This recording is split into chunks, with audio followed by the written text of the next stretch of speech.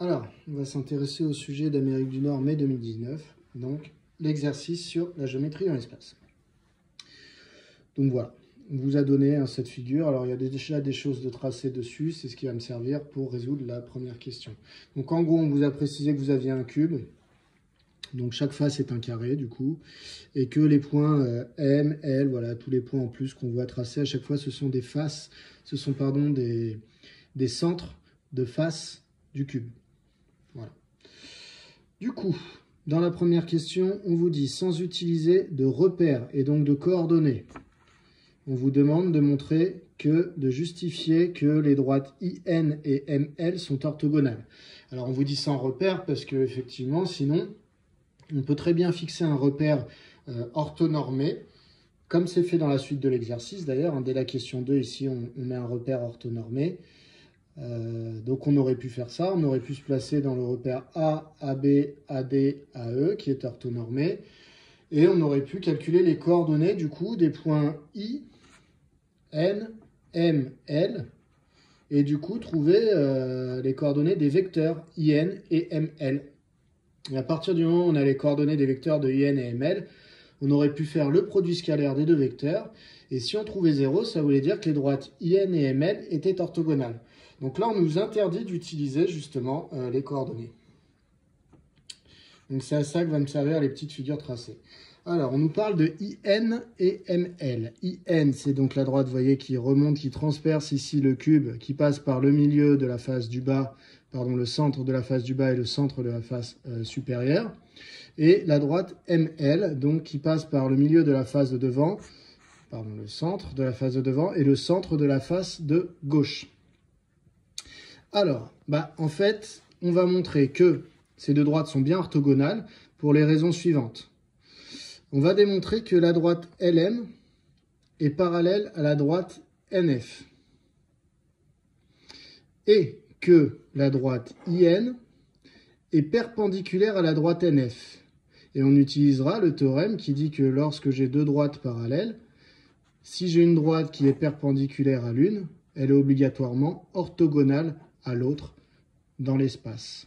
Donc voilà, le triangle rouge va me servir à montrer que LM est parallèle à NF.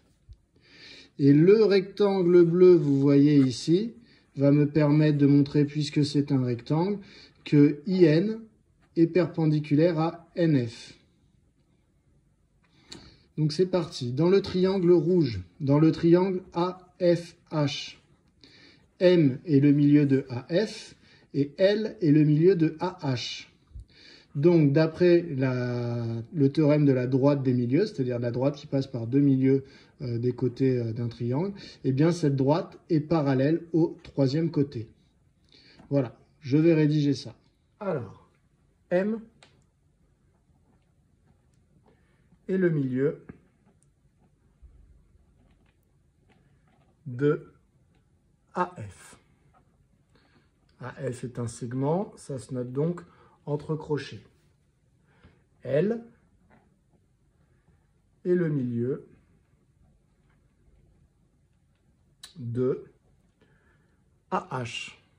AH est un segment, ça se note entre crochets. Donc, dans le triangle,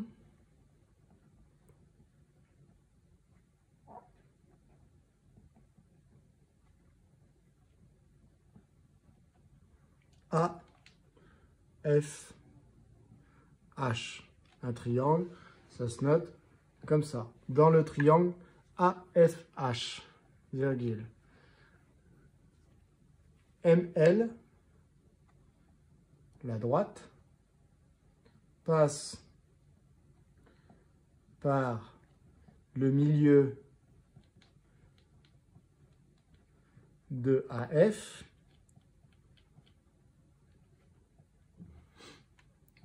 et de AH.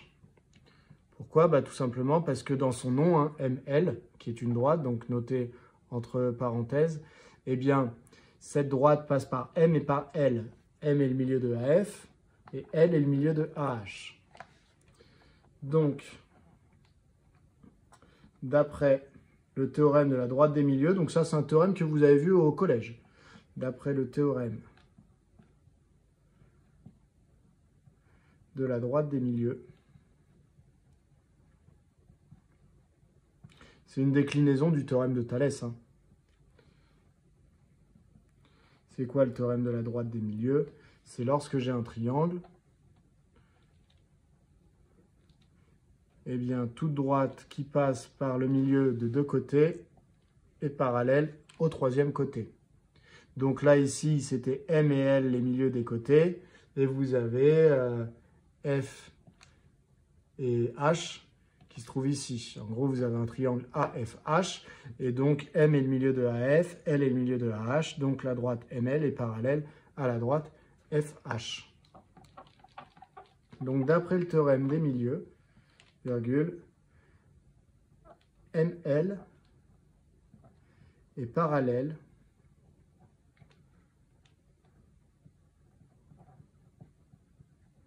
à FH.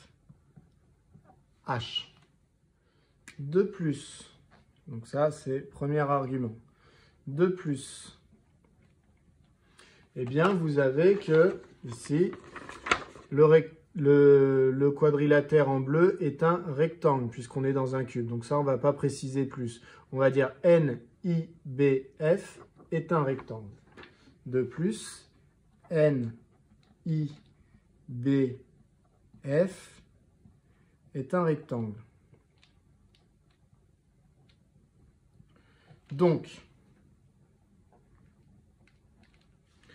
on a que IN est perpendiculaire à NF.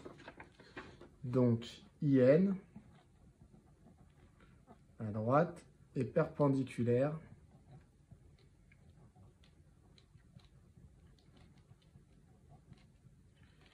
à NF.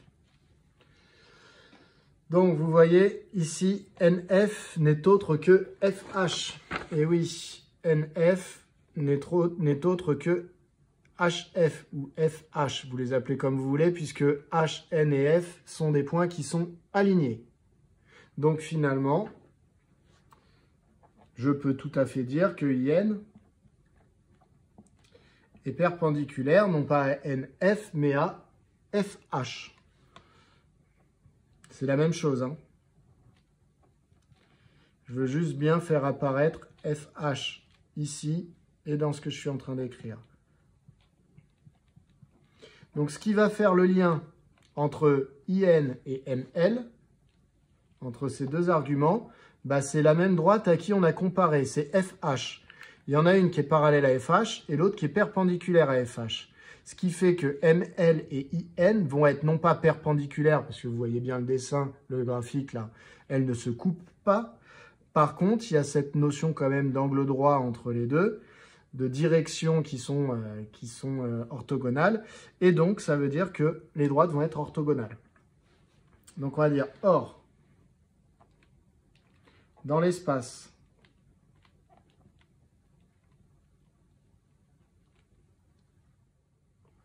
lorsque deux droites sont parallèles,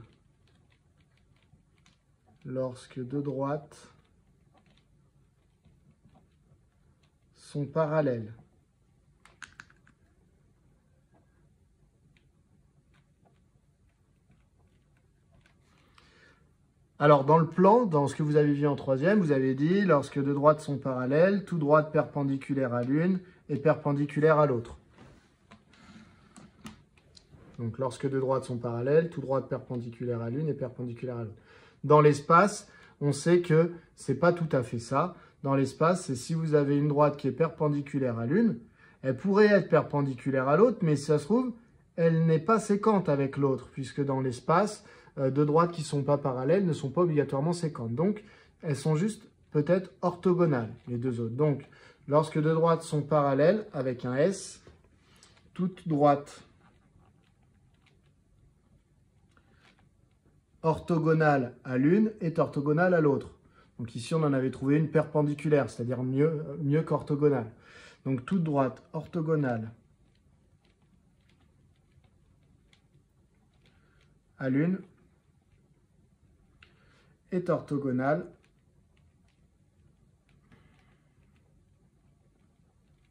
à l'autre. Donc, eh bien, IN est orthogonal à FH. Donc, IN est orthogonal à ML.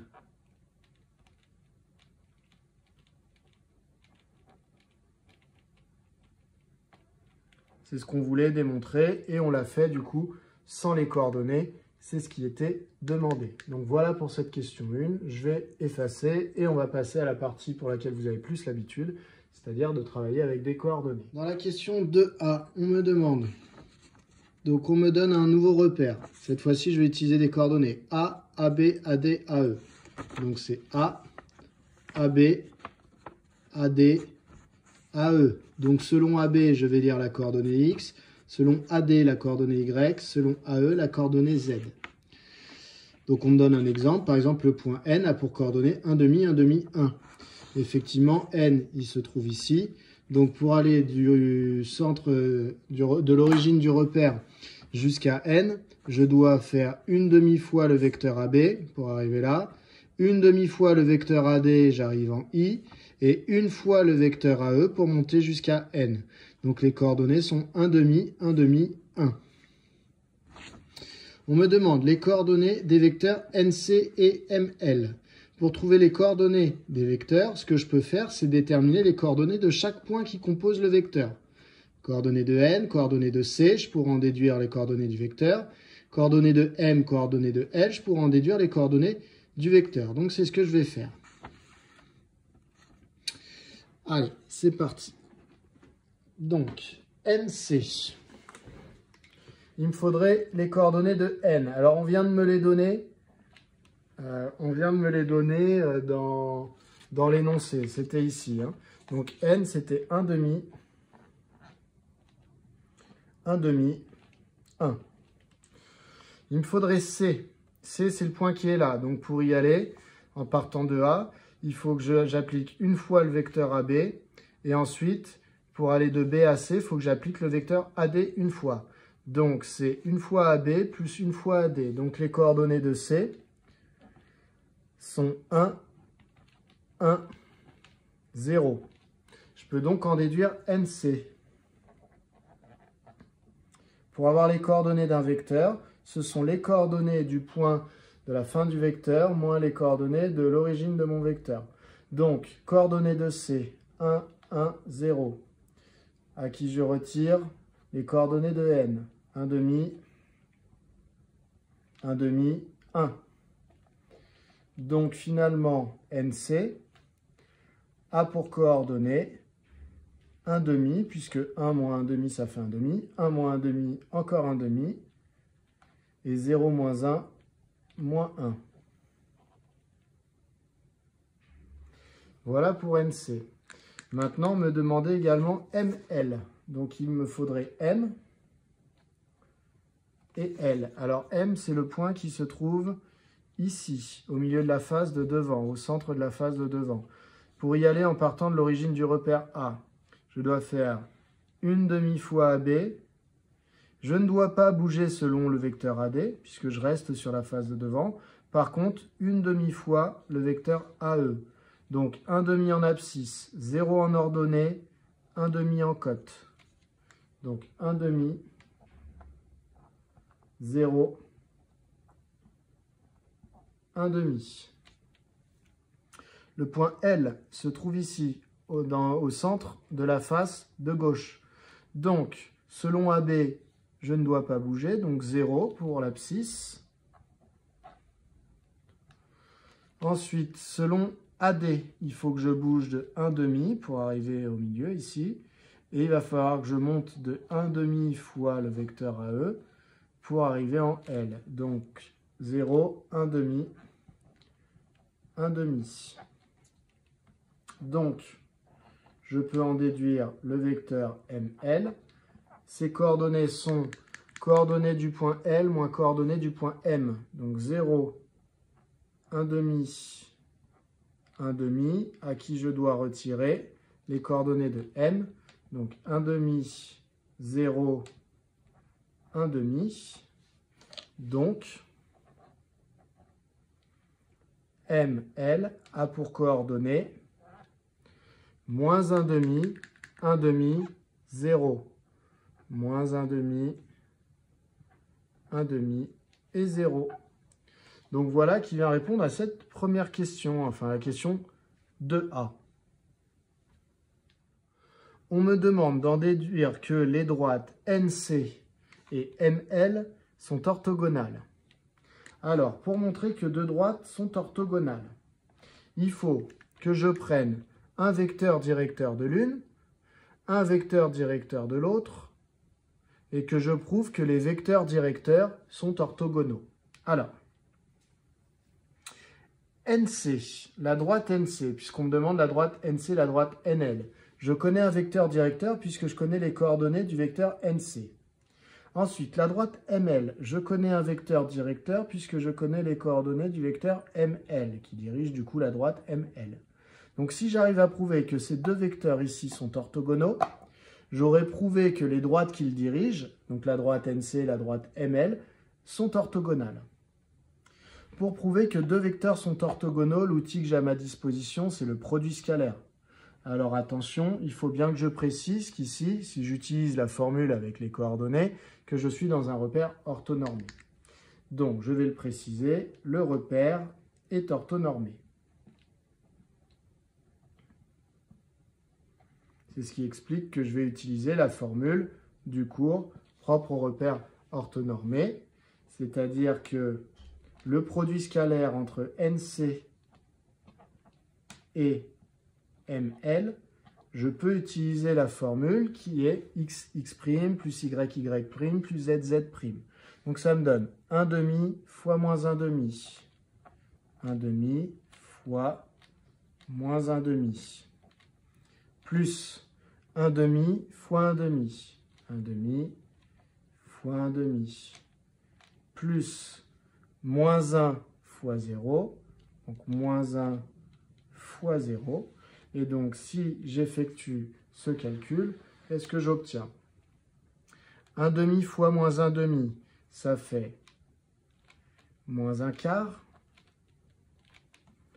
Ensuite, 1,5 fois 1,5, ça fait 1 quart. Et moins 1 fois 0, ça fait 0. Donc, moins 1 quart plus 0, ça donne 0. Donc, NC scalaire ML est égal à 0. Lorsqu'un produit scalaire vaut 0, ça veut dire que mes deux vecteurs étaient orthogonaux. Donc, NC et ML sont orthogonaux. Et donc, si les vecteurs sont orthogonaux, c'est que les droites qui les portent sont orthogonales. Donc, cette fois-ci, la droite NC, vous voyez la différence de notation, j'ai plus la flèche, mais j'ai les parenthèses, qui signifient que je parle de la droite. Donc, la droite NC et la droite ML sont orthogonales. Donc, c'est ce que je voulais prouver. Donc, ça, on avait déjà vu ça dans le cours. Dans la méthode, montrer que deux droites sont orthogonales. Donc, je vous laisse retourner voir si vous voulez d'autres exemples. Pour montrer que deux droites sont orthogonales, on prend un vecteur directeur de l'une. Donc ici, vecteur directeur de la droite NC, c'est vecteur NC. On prend un vecteur directeur de l'autre. Vecteur directeur de la droite ML, c'est le vecteur ML. On fait le produit scalaire. Ici, j'ai pu faire avec cette formule parce que le repère est orthonormé. J'ai trouvé 0, ce qui veut dire que NC et ML sont orthogonaux. Donc, les droites qui portaient ces vecteurs étaient orthogonales. Dans la question 2C, on me demande de déduire des questions précédentes une équation cartésienne du plan NCI. Donc déjà, quand on me demande une équation cartésienne d'un plan, je sais que pour avoir une équation cartésienne d'un plan, il me faut quoi? Il me faut un point qui appartient au plan et il me faut un vecteur normal à ce plan. Alors, quand le plan s'appelle NCI, bah, c'est pas trop compliqué. Ça veut dire que les points qui sont dans ce plan j'en ai 3 sous les yeux. Il y a N, il y a C et il y a I, puisque c'est son nom. Ça veut dire que les 3 points sont à l'intérieur de ce plan. Donc, pour connaître un point du plan, j'ai le choix. Soit je prends N, soit je prends C, soit je prends I comme point de référence pour mon équation cartésienne. Alors, le mieux, c'est de choisir celui qui a les coordonnées les plus simples. Donc, si vous reprenez ce que vous avez fait dans les questions d'avant, où on regardait un peu les coordonnées des différents points, celui qui paraissait avoir les coordonnées les plus simples, c'était le point C, qui avait comme coordonnées 1, 1, 0. Donc ça, c'est pas mal. Par contre, il nous faut maintenant un vecteur normal. C'est là que ça se complique un petit peu. C'est que il faut trouver un vecteur normal à NCI. Pour trouver un vecteur normal à un plan, eh bien, si jamais j'ai prouvé qu'un vecteur était orthogonal à 2 droites qui sont dans le plan, eh bien, ça veut dire que le vecteur normal, eh bien, en fait, est normal, le vecteur n est normal au plan. Donc, il faut que je trouve 2 droites du plan et que je prouve qu'un certain vecteur que je vais trouver est orthogonal à chacune de ces 2 droites.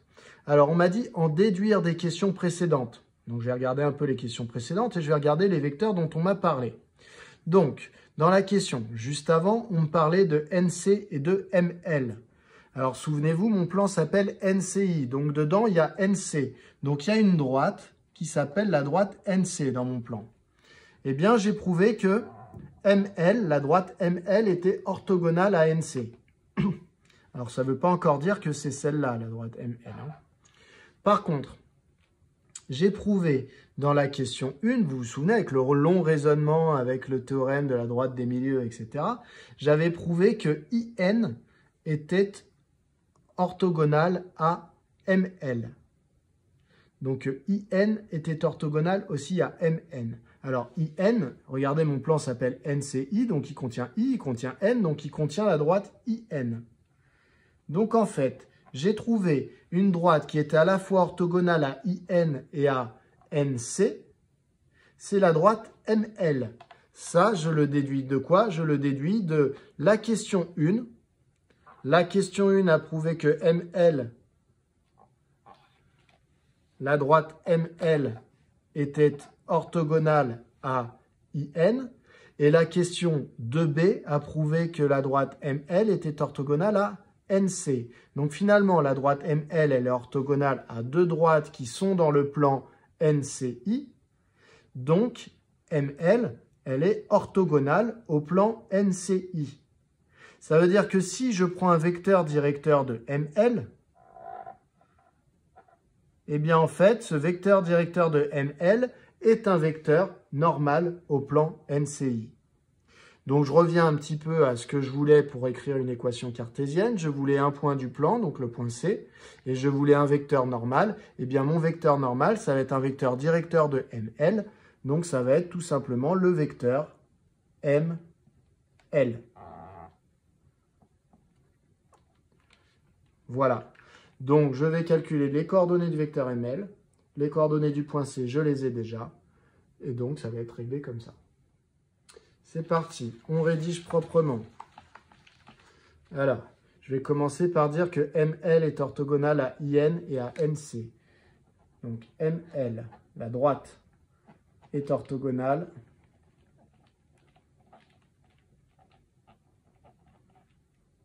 à IN. D'après la question 1.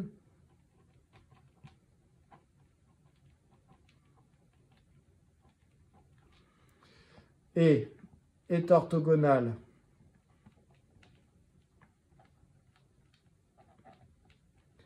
à NC d'après la question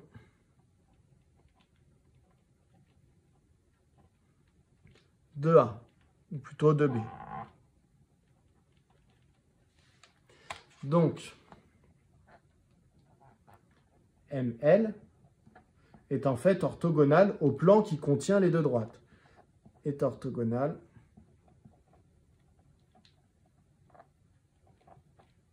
à INC. c'est un plan, hein, donc je le cite entre parenthèses, tout comme je citais une droite. Sauf que là, je vois que je parle d'un plan parce qu'il y a 3 points, alors qu'une droite, il n'y en avait que 2. Donc, le vecteur ML, alors on va rappeler ses coordonnées. Donc, moins 1,5, 1,5, 0, est normal au plan INC. C'est un plan, je le cite entre parenthèses. Donc, j'ai mon vecteur normal, il ne me manque plus qu'à donner un point du plan pour pouvoir écrire l'équation cartésienne. Donc, 2 plus. Donc là, je choisis soit le point C, soit le point I, soit le point N. Les 3 sont dans le plan INC. Je vais choisir C parce qu'il était plus simple. 2 plus C de coordonnées 1, 1, 0 appartient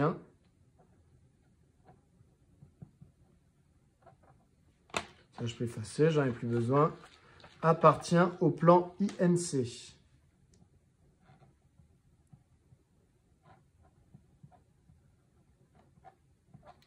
Donc, une équation cartésienne, puisque je vous rappelle, il n'y en a pas qu'une, une équation cartésienne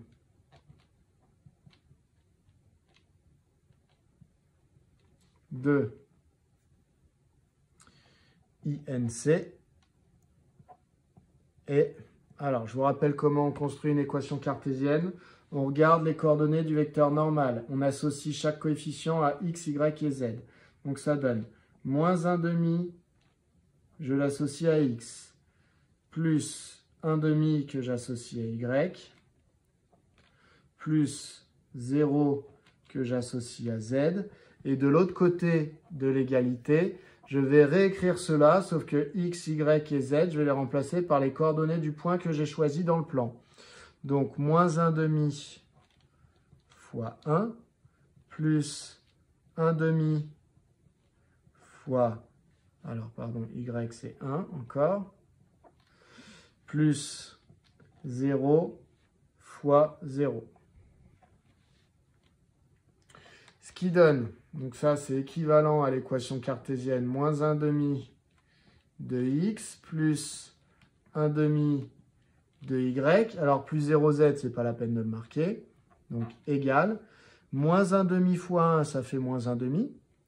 1,5 fois 1, ça fait 1,5. Donc ça fait moins 1,5 plus 1,5, ça donne 0. Plus 0, ça donne 0. J'ai donc ici une équation cartésienne du plan INC. Si je veux la rendre encore plus jolie, cette équation cartésienne, ce que je peux faire, c'est que je peux multiplier partout par un même nombre. Et je me rends compte que si je multiplie partout par 2, eh bien ici, les 1,5 vont disparaître et ça va être un petit peu plus joli. Je ne le fais pas parce que je pense que vous ne l'auriez pas fait. Donc pour l'instant, je laisse comme ça. Alors, dans la question 3A, on vous demande de montrer qu'une équation du plan NJM est x moins y plus z égale 1. Alors, ce qui vous vient à l'idée au début, et ça je l'ai vu quand on a pu le faire ensemble, c'est que on vous parle d'une équation cartésienne, donc vous essayez d'appliquer ce qu'on a fait dans la question 2C, c'est-à-dire de trouver un point qui est dans le plan. Alors ça, c'est pas trop dur, il y a N, il y a J et il y a M, vous choisissez ce que vous voulez, et vous cherchez un vecteur qui est normal au plan NJM. Et vous espérez trouver 1, moins 1, 1. Le problème, c'est que le vecteur normal, ça va vous prendre beaucoup de temps de le trouver. Ce n'est pas infaisable, mais ça risque de vous prendre beaucoup de temps. Donc, profitez du fait qu'on vous a donné la réponse. On vous demande juste de prouver que cette équation cartésienne est bien une équation cartésienne du plan NJM. Donc, pour prouver que c'est bien une équation cartésienne du plan NJM, vous pouvez tout simplement prouver que, comme ça, c'est une équation de plan. Là, ça, ce n'est pas la question, hein. Ça, c'est bien une équation de plan. La question, c'est est-ce que c'est ce plan-là ou est-ce que ça en est un autre? Donc, c'est une équation de plan. Si jamais chacun des points N, J et M vérifie l'équation, ça veut dire que chacun des points N, J et M est dans le fameux plan dont cette équation est une équation cartésienne. Donc, ça veut dire que si jamais N, J et M vérifient l'équation, bah, c'est que le plan dont vous parliez avec cette équation, c'était bien le plan N, J, M. Parce qu'il n'y a qu'un seul plan qui contient les 3 points N, J, M, puisqu'ils ne sont pas alignés. Donc, je vais vérifier que N, J et M vérifient cette équation. Donc, je vais appeler P le plan qui a cette équation. Soit P, le plan dont une équation est X moins Y plus Z égale 1. Je vais vérifier que chacun de mes points est dans P. Et si chacun des points est dans P, ça veut dire que P, c'est le plan NJM. Donc, pour N, alors N, on va rappeler ses coordonnées. C'était 1 demi, 1 demi, 1. Donc, c'est parti. Alors, l'équation, c'est X moins Y plus Z. Donc, c'est 1 demi moins 1 demi, X moins Y plus Z, plus 1. Je fais le calcul. 1 demi moins 1 demi, ça vaut 0. 0 plus 1, ça vaut 1. Donc, c'est bien ce que ça doit valoir pour être dans le plan P. Donc, N appartient au plan P. Pour le point J maintenant. J, les coordonnées, quelles sont-elles? Donc, je regarde ma figure, hein. Je les lis. Donc, de A à J, donc il y a une fois AB, une demi-fois AC, pardon, une fois AB, une demi-fois AD et une demi-fois AE. Donc, c'est 1, 1 demi, 1 demi, les coordonnées. 1, 1 demi, 1 demi. Je fais le calcul. X moins Y plus Z, donc X moins Y plus Z, ça vaut 1 moins 1 demi plus 1 demi, ça vaut 1. J'ai donc prouvé que le point J appartient au plan P qui a cette équation cartésienne-là. Il ne me reste plus qu'à faire pareil avec M. Donc pour M,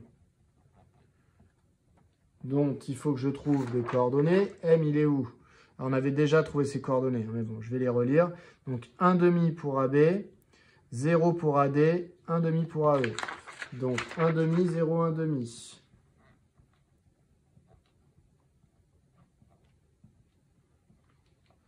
Donc, je fais le calcul. X moins Y, 1 demi, moins 0, plus Z, plus 1 demi. Ça fait 1 demi plus moins 0, ça fait 1 demi, plus 1 demi, ça vaut 1. Donc, ça veut dire que M appartient aussi au plan P qui a cette équation cartésienne. Donc, les 3 points y appartiennent. Donc, finalement, ça veut dire que le plan P, c'est tout simplement le plan NJM. Donc, P est le plan NJM. Donc, vous venez de prouver que X moins Y plus Z égale 1, c'est finalement une équation cartésienne de NJM. Donc, une équation cartésienne, vous voyez quand j'écris, oui, cartésienne de NJM est X moins Y plus Z égale 1. Donc voilà pour cette question 3A. Question 3B, on s'interroge sur le fait que DF est peut-être perpendiculaire à NJM. Voilà. Donc, on se demande ça. Donc, pour savoir si une droite est perpendiculaire à un plan, en fait, on fait un petit dessin pour savoir ce que c'est. On a un plan, on a une droite qui lui est perpendiculaire. Donc, cette droite est perpendiculaire. Si, du coup, le vecteur qui dirige la droite, eh bien, est collinéaire à un vecteur normal au plan. D'accord, vous voyez, là, c'est bien collinéaire, les deux vecteurs. Donc, je vais devoir trouver un vecteur qui dirige la droite DF, un vecteur qui est normal au plan NJM. Et si ces deux vecteurs sont collinéaires, eh bien, ça veut dire que la droite, en fait, est perpendiculaire au plan. Donc, voilà, objectif, vecteur directeur de la droite DF et vecteur normal au plan. Donc, pour avoir un vecteur directeur de la droite DF, c'est pas très compliqué, c'est le vecteur DF que je vais choisir. Donc, DF, il va falloir le calculer. Il me faut les coordonnées du point F. Le point F, il se trouve où? Il se trouve là. Donc, il est en 1, 0, 1. Donc, 1, 0, 1. On lui retire les coordonnées du point D. Le point D, il est là-bas. Donc, il est en 0, parce qu'on ne bouge pas selon AB, en 1, et on ne bouge pas selon AE, donc 0. Donc, ça fait 0, 1, 0 pour le point D.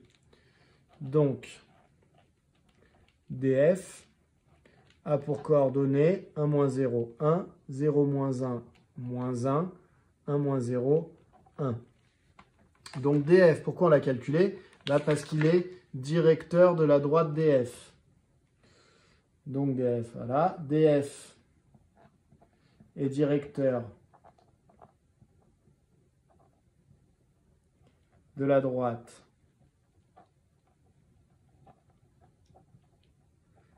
DF.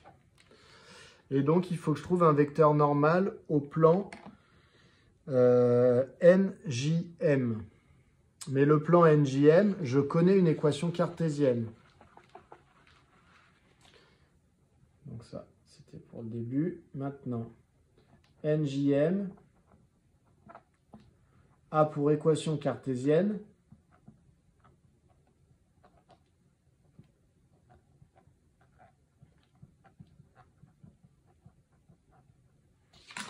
x moins y plus z égale 1. Donc, je dois savoir lire, quand on donne une équation cartésienne de plan, un vecteur normal. C'est le vecteur dont les coordonnées sont les coefficients devant x, y et z. Donc là, ça va me donner 1, moins 1, 1. Donc, n de coordonnées 1, moins 1, 1 est normal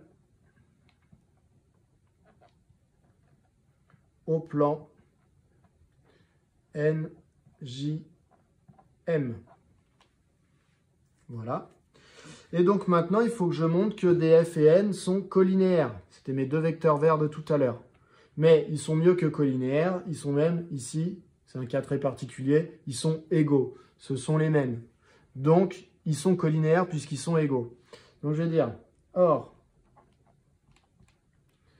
DF égale N, donc c'est le même vecteur en fait. Hein. Donc,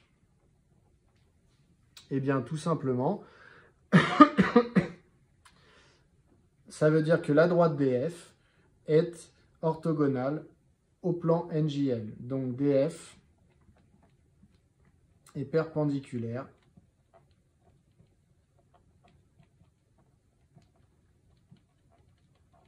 au plan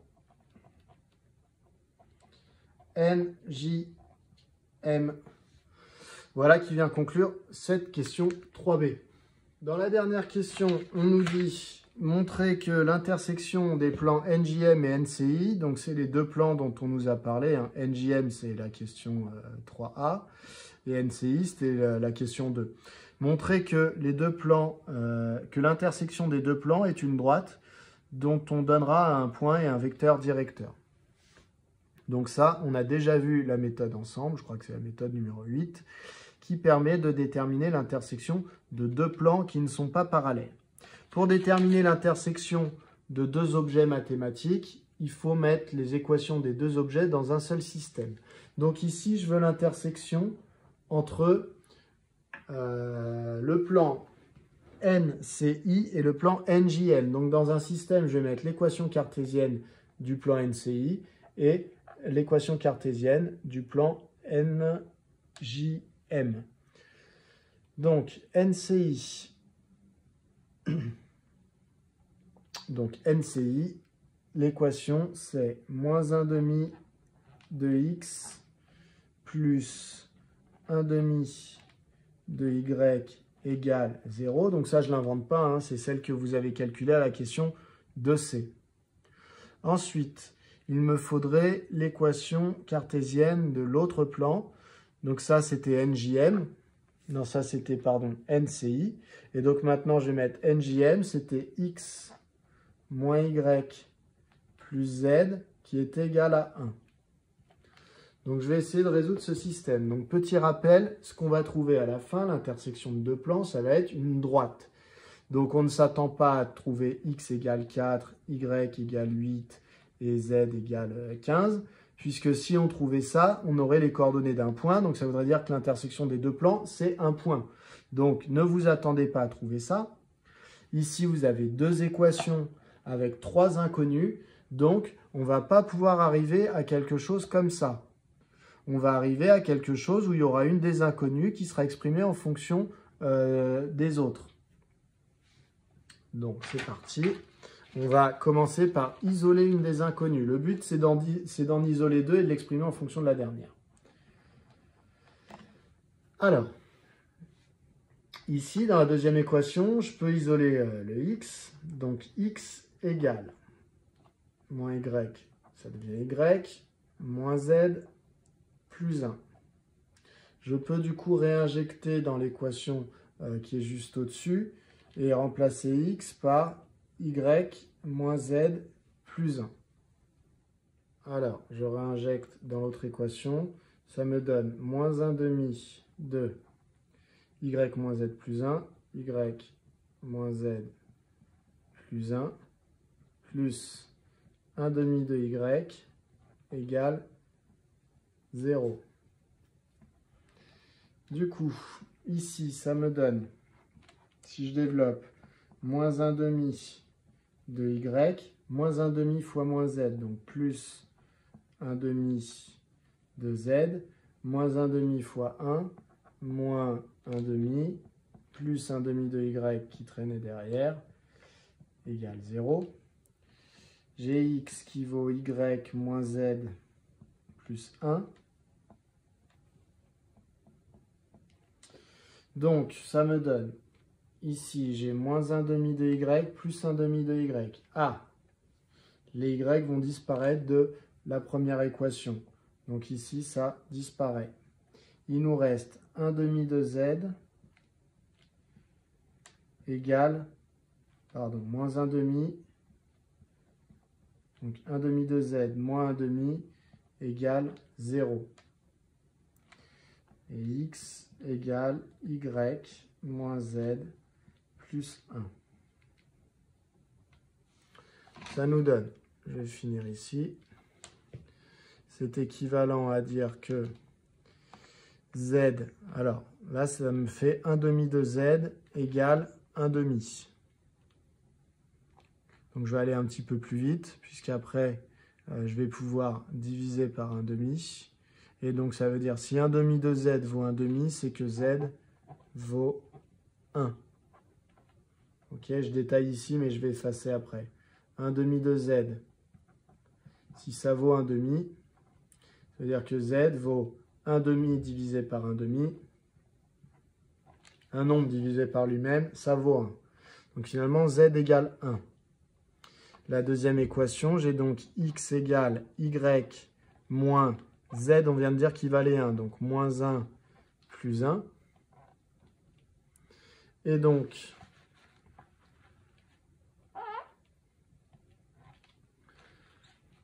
c'est équivalent à dire que z vaut 1 et x vaut y moins 1 plus 1, donc x vaut y. Du coup, là, je ne peux pas aller plus loin. Donc, vous voyez, comme prévu, je n'ai pas trouvé mes trois inconnus égales à un nombre. Et tant mieux d'ailleurs, parce que ce qu'on cherche, c'est une droite, puisque l'intersection de deux plans, ça va être une droite. Donc, c'est quoi comme droite? C'est une droite qui est formée de tous les points dont le z vaut 1 et dont l'abscisse vaut l'ordonnée. Donc, quand c'est comme ça, vous savez, on pose une valeur paramètre, donc on pose par exemple y égale t. Et donc, l'intersection des deux plans est une droite, ou plutôt est la droite, dont une représentation paramétrique est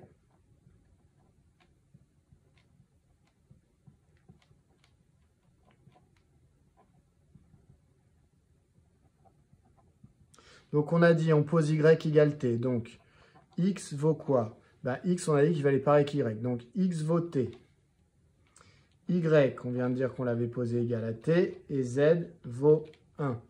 Donc voilà la représentation paramétrique de la droite intersection des deux plans.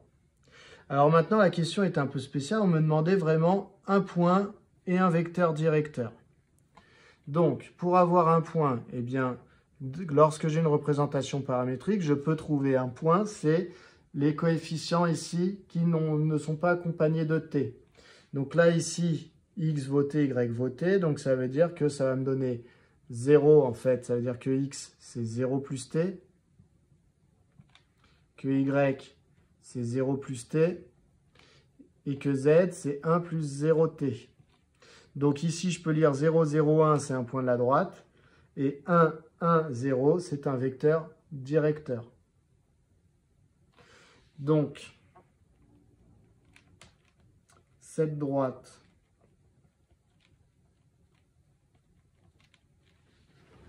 vous voyez quand j'écris, non, voilà. Donc cette droite passe par le point, alors 0, 0, 1, est-ce que ça correspondait à quelqu'un sur mon graphique? 0, 0, 1, ça m'amène en E. Donc passe par le point E. Coordonnées 0, 0, 1. Et a pour vecteur directeur le vecteur 1, 1, 0. Et a pour vecteur directeur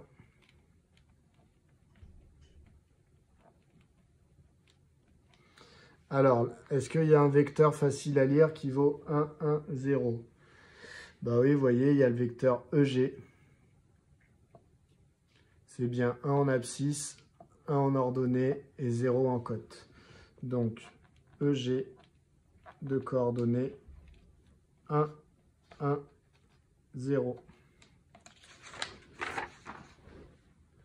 Voilà qui vient conclure cette question. Alors du coup, on nous demandait quand même de nommer cette droite en utilisant deux points de la figure. Bah, vous voyez, elle passe par E, elle a un vecteur directeur qui est EG, donc elle passe aussi par G. Donc en fait, c'est la droite EG.